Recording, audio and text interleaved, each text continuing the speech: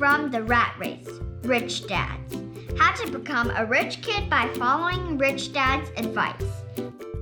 Let me tell you about a book I read called Rich Dad, Poor Dad by Robert Kiyosaki. Although Robert is rich and famous now, in 1956, he was just another kid trying to figure out how to make money to buy the things he wanted, like comic books and ice cream.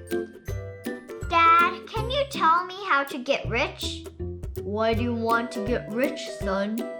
Because today Jimmy's mom drove up in their new Cadillac and they were going to their beach house for the weekend. He said Mike and I weren't invited because we were poor kids. Robert's dad was a teacher, but even though he was really smart and had a good job, he didn't have much money.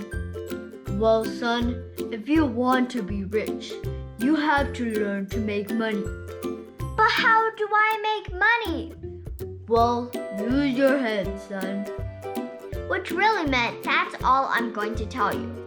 Or I don't know the answer, so don't embarrass me. The next morning, Robert told his best friend Mike what his dad had said. They came up with a plan.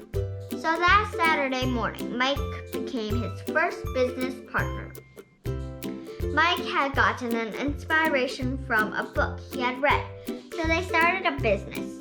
For the next several weeks, Mike and Robert ran around their neighborhood knocking on doors, asking their neighbors if they could have their used toothpaste tubes.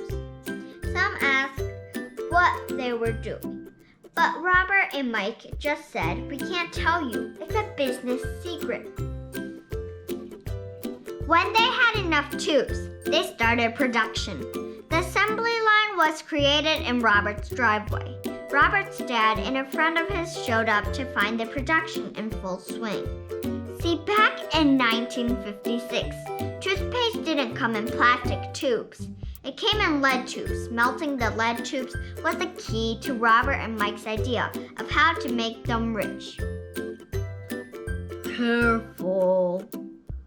What's in those plaster molds? Watch. This should be a good batch. Good Lord, you're casting nickels out of lead? That's right. We're doing what you told us. We're making money. The friend of Robert's dad couldn't help but to laugh at what the boys had done. Let them go. They might be developing a natural talent. But Robert's father sat the boys down and told them the meaning of the word counterfeiting. I guess Jimmy and his friends are right. We are poor. Boys, you're only poor if you give up. The most important thing is that you did something. Most people only talk and dream of getting rich. You've done something. I'm very proud of the two of you. Keep going. Don't quit. So, how come you're not rich, Dad? Because I chose to be a school teacher. School teachers really don't think about being rich. We just like to teach. If you boys want to learn how to be rich, talk to your dad, Mike. My dad? Yeah, your dad. And I have the same banker. He raves about your father. He tells me that your father is brilliant when it comes to making money. Then how come we don't have a nice car and a nice house like the rich kids at school? Having a nice car and a nice house doesn't mean you're rich or that you know how to make money. Jimmy's dad works for the sugar plantation. He's not much different from me. He works for a company and I work for the government. The company buys the car for him, but the sugar company is in financial trouble and Jimmy's dad may soon have nothing. Your dad is different, Mike. He seems to be building an empire, and I suspect in a few years he will be a very rich man. The things Robert's dad had said got Mike and Robert excited again. As they cleaned the mess, they made plans to talk to Mike's dad the next Saturday. So at 7:30 on Saturday morning, Robert caught the bus to the poor side of town. Come on, follow me.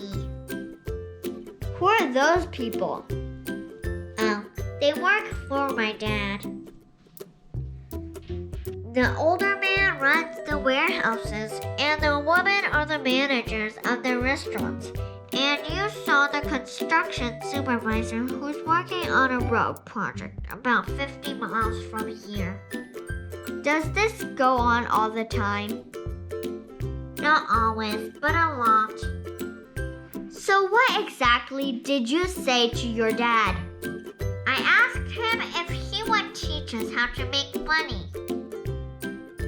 What did he say to that? Well, he grinned and said he would make us an offer. Ready, boys? Mike says you want to learn to make money. Is that correct, Robert? Yes, sir. Okay, here's my offer. I'll teach you, but I won't do a classroom style. You work for me, I'll teach you. You don't work for me, I won't teach you. I can teach you faster if you work, and I'm wasting my time if you just want to sit and listen like you do in school. That's my offer. Take it or leave it. Take it. Take it. Good. Mrs. Martin will be by in 10 minutes. After I'm through with her, you can ride with her to my soubrette and start working. But I have a softball game today. Take it or leave it. I'll take it. Passing up softball was tough for Robert, but he knew that if it meant he could be rich someday, it'll be worth it.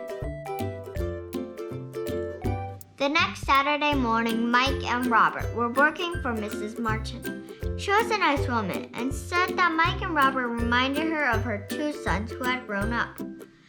She was a taskmaster, though they spent 3 hours taking cans off the shelves and brushing each can to get the dust off. Then they had to restack them neatly. It was excruciating, boring work. Mike's dad owned 9 of these little soubrettes. They were little neighborhood grocery stores where people bought stuff like milk and bread. The problem was, this was Hawaii, and in the days before air conditioning, stores could not close their doors because of the heat. Every time a car drove by, dust would swirl and settle in the store. So they had a job as long as there was no air conditioning. For 3 weeks, Mike and Robert worked for 3 hours each Saturday. By noon, work was over, and Mrs. Martin dropped 3 dimes in each of their hands. Now, even at the age of 9, in the mid-1950s, 30 cents wasn't too exciting. Comic books cost 10 cents back then, so Robert usually spent his money on comic books and went home. 4 weeks later, Robert was ready to quit. He had agreed to work only because he wanted to learn to make money from Mike's dad, and he felt like a slave. On top of that, he hadn't seen Mike's dad since that first Saturday. I'm quitting. School is boring, and now I don't even have Saturdays to look forward to. And all for 30 lousy cents. What is it? Dad said this would happen. He said to meet with him when you were ready to quit. What? He's been waiting for me to get fed up? Sort of. Dad's kind of different. He teaches differently from your dad. Your mom and dad lecture a lot. Just wait till this Saturday. I'll tell him you're ready. You mean I've been set up? No, not really, but maybe. Anyway, Dad will explain on Saturday. Escape from the rat race. Rich Dads. How to become a rich kid by following Rich Dad's advice. If you like this video, please like, share, subscribe, and hit the notification bell.